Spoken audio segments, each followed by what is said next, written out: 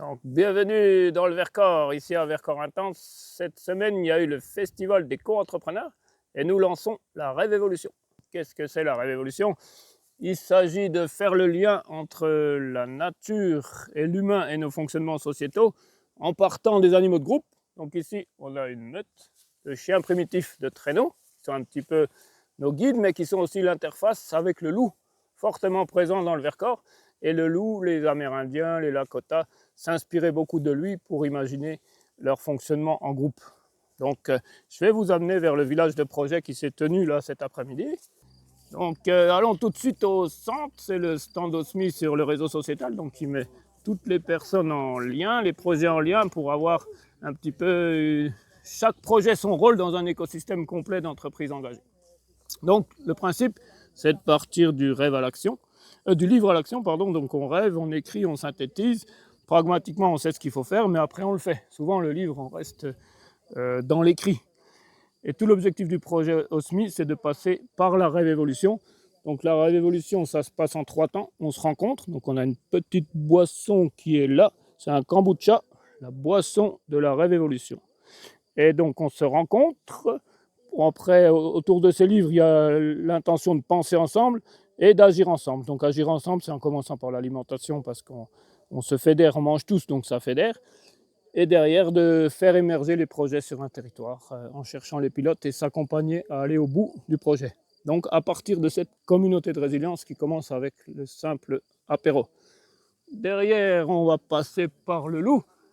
Donc, on arrive au stand loup avec Léna, Alexandra et Laurence qui travaillent. Donc en 30 secondes, qu'est-ce que c'est ce stand loup et le rôle du séjour loup que vous préparez? Alors donc on est en train de préparer un séjour sur les traces du loup, un séjour immersif et introspectif qui aura lieu au mois de septembre. Donc l'idée c'est vraiment de s'inspirer en fait, du loup, de cet animal, puissant et miroir, pour revenir en soi, un peu explorer notre place dans le monde, se reconnecter à la nature, à l'essentiel et recevoir en fait les messages et les enseignements du loup.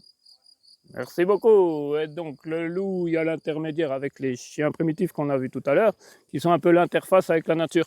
Et après, il y a toute une communauté d'auteurs qui a été éditée par les éditions Yves Michel. D'ailleurs, le kakemono s'est envolé. Donc vers une conscience citoyenne. Donc là, c'est les citoyens qui testent des choses sur le terrain. Après, il y a une pensée qui se crée, ils écrivent le livre, et on est toujours dans ce livre à l'action. Donc il y a de l'intelligence collective, toutes des méthodes. Les méthodes, on pense beaucoup que ça va être par l'habitat collectif, donc les écolieux, l'habitat participatif qu'on va apprendre à refaire tribu, bâtir des villes durables, tout ce qui est notion de démocratie, les outils collectifs sur l'économie, donc les monnaies locales, des cigales qui est de l'épargne solidaire. Et donc à partir de tous ces livres, l'objectif c'est vraiment d'absorber ce challenge qu'a notre civilisation à s'organiser avec cette raréfaction des ressources, un petit peu le dérèglement climatique. Et l'objet du Vercors Intense, donc le lieu ici, c'est d'être un générateur de projets. Donc accompagner les porteurs, les projets qui émergeront sur les territoires, venir travailler sur le projet, faire les premiers pas ensemble pour accompagner, prendre confiance en groupe, déposer peut-être aussi ses bagages du passé. Je crois que David, tu avais des choses à dire par rapport aux bagages du passé, un petit Ouais. peu.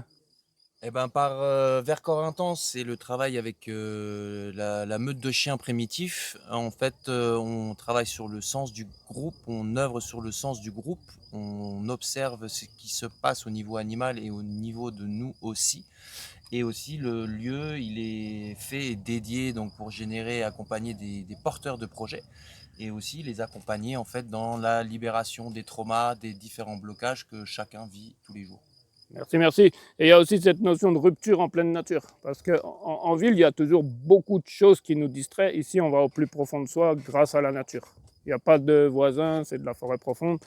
Il y a aussi toute une série de livres sur les sagesses des peuples, le contact justement avec la nature.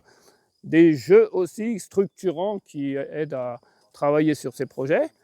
Un autre outil aussi qui a été créé pour l'accompagnement de ces projets, c'est le CV énergétique. Donc ça, c'est de la bioanalogie, une branche de la numérologie qui permet en 2 minutes de se connaître l'un et l'autre dans ses besoins profonds en termes de chiffres. Donc c'est une science, hein.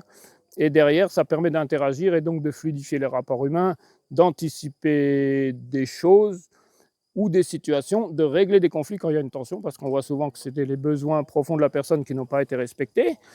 Après, il y a toute cette notion justement de travail sur soi. Donc Nelly, elle est sur un programme Oser être soi. Et je crois que ça vient d'un parcours particulier. Qu'est-ce qui s'est passé vers 37 ans? Exactement, 37 ans, un cancer du foie, de la confiance en soi qui n'était pas là.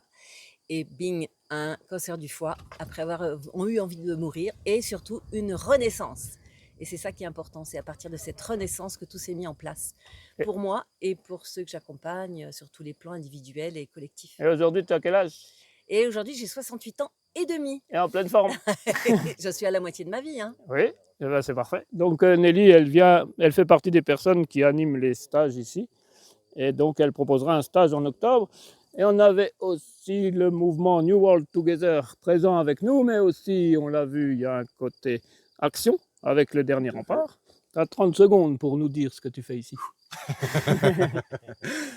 Alors, New World Together France, c'est une association d'éducation et de recherche transdisciplinaire qui a pour but de mettre en lumière les racines cachées profondes de la crise de durabilité et d'insoutenabilité, la crise systémique que nous vivons actuellement, et qui, selon nous, est basée sur les traumatismes, les blessures et les parts d'ombre de l'humanité qui répètent ad vitam aeternam des schémas ancestraux qui sont destructeurs et meurtriers. Et on a le dernier rempart. Donc New World Together apporte des connaissances fondamentales pour mettre en lumière ces zones d'ombre et pouvoir s'empouvoirer et prendre conscience de tout ça et pouvoir évoluer en conscience. Donc notre projet, c'est l'expansion de conscience individuelle et collective. Et c'est en lien effectivement avec le dernier rempart, puisqu'on s'était rencontrés à l'époque. Le dernier rempart, qui est un mouvement de coalition populaire qui a pour but de fédérer des collectifs et des individus déterminés partout en France pour également faire face à ces zones d'ombre, déblayer le terrain, aller directement sur le terrain et puis s'occuper des différents bourreaux, on va dire.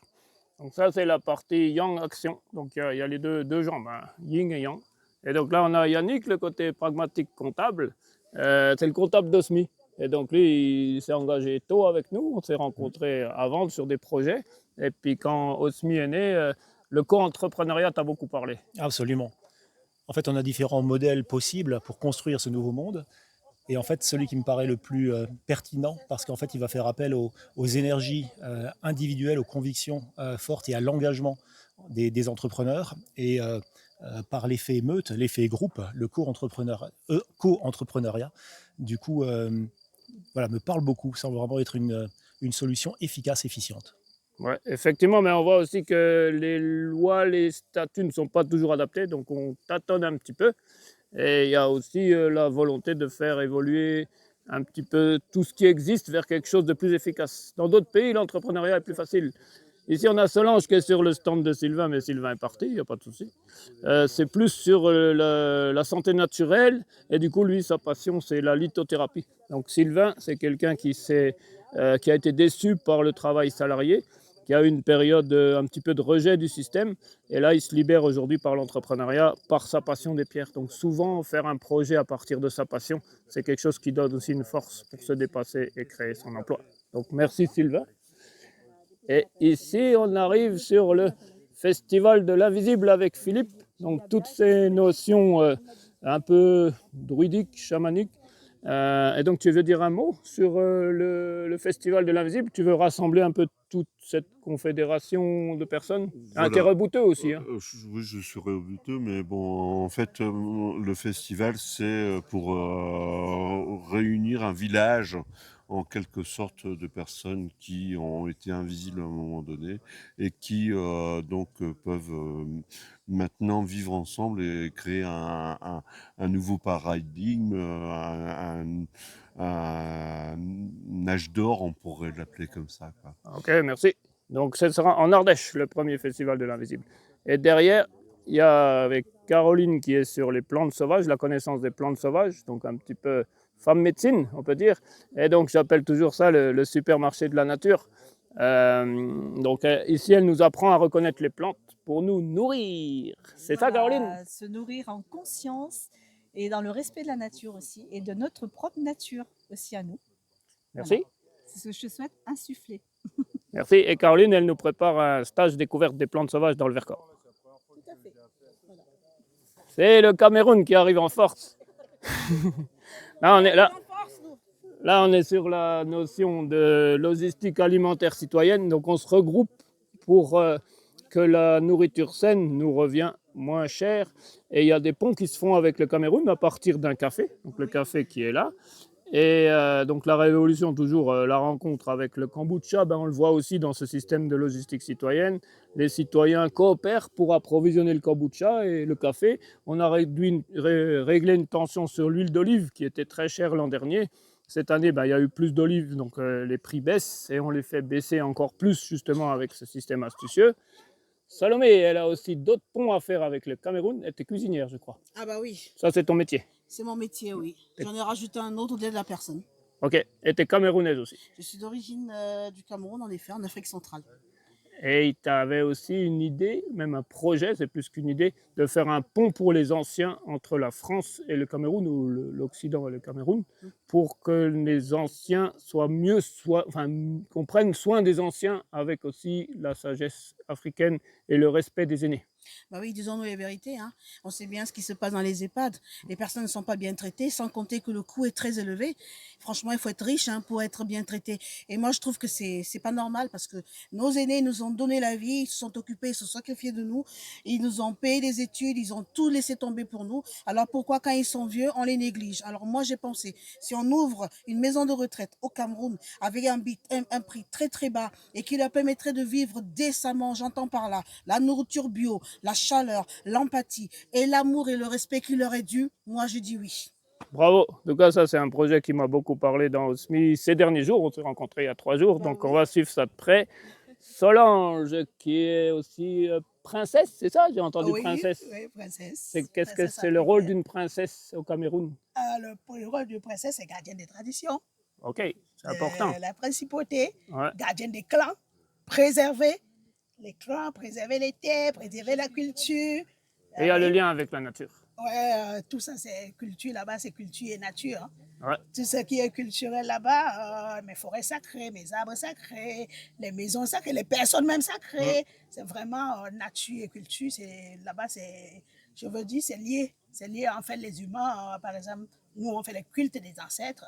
C'est-à-dire, quand quelqu'un meurt, on garde son crâne pendant longtemps, etc., à travers les rites. Parce que nous, c'est ces aïeux qui peuvent même intercéder pour nous auprès des très grands. Parce que si je le parle en ma langue, il va comprendre puisqu'il a été avec moi. Et quand il comprend, il peut le transmettre à un au-delà. Donc oui, nature, culture pour nous, ça rythme. Merci. Et donc, on voit que les anciens sont précieux. Et donc, on a beaucoup à réapprendre de toutes ces traditions. Voilà, on va vers la suite. Donc, maintenant, on a fait ces petits festivals là toute la semaine. Et on voit que tout le monde est prêt à charger ses cartons de kombucha.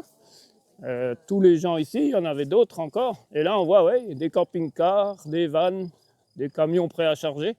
En fait, ils sont tous prêts pour la révolution.